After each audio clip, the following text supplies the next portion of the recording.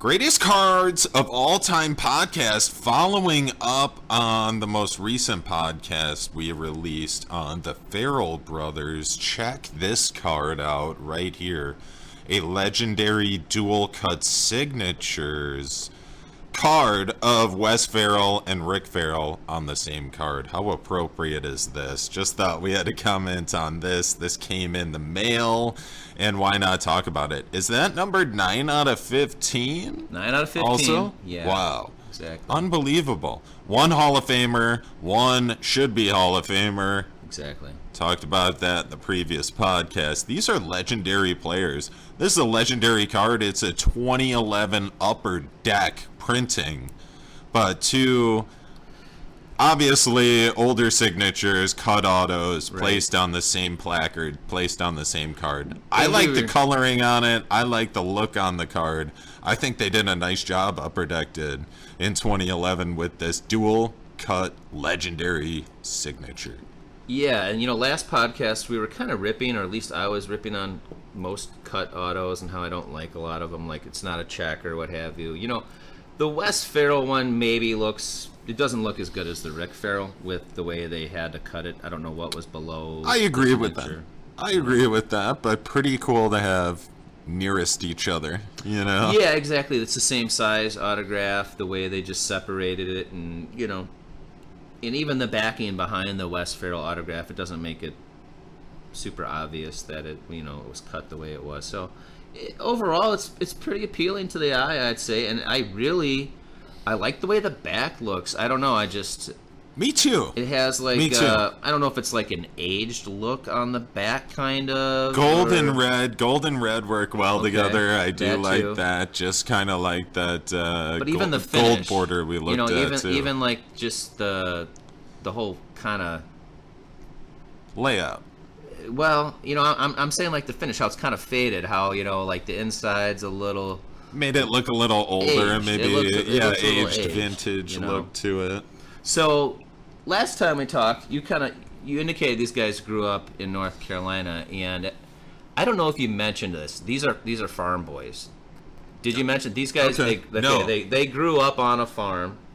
There were 7 Ferrell brothers. 4 of them played professionally, but they all played baseball. Okay, they all played baseball, and that's what they would do when they were done with their chores. They would go out in the field and they would play nonstop. And one of the things that they would do when they would smash, like a long ball, they would want to mark it, obviously, just to see how far it was, to see if somebody could hit it farther or what have you. And they'd say, "Stick a stick up on that one." That was the line. Stick a stick up on that one. So basically, grab a stick, put it out there, and that was like their marker for home runs. So, fast forward now, they're doing this on the farm. 2 of the brothers end up playing against each other in Major League Baseball. I mean, what are the odds of that? How many times has that happened? That's just absolutely nuts. They end up playing against each other July 19th in 1933 in Fenway Park. And Wes is pitching for the Indians. Rick's catching for the Red Sox. Wow. And at this point in the game, Wes is pitching a pretty good game. He's up 5-0, and his brother is up. So what does his brother do? Brother gets up, smashes a home run off of Wes. Wes is obviously pissed off. And to top that off, when Rick's running around the bases, he turns to his brother and says, "Hey, Wes, stick a stick up on that one." So, that pissed off Wes, who, as we've talked about before, is one of the best hitting pitchers in baseball. And, what do you know?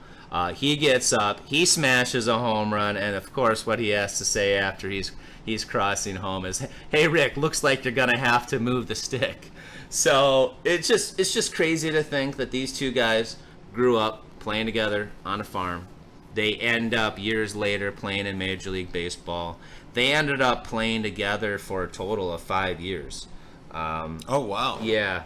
So it wasn't all with the Red Sox. Actually, at this point, they weren't playing together at the Red Sox. Shortly after that, the next season, actually, Wes got traded to the Red Sox, and they played together there until 37, and they got traded to Washington after that. But ultimately, they played together in the majors for 5 seasons. And Rick ended up catching Wes 140 of the 321 games that he ended up pitching. The game that I was talking about before, where they each ended up hitting a home run, that game actually ended up going 13 innings. So, It started off 5-0. Rick hits that home run. I don't know exactly what happened after that, but that one went 13 innings with Cleveland pulling it out with an 8-7 win.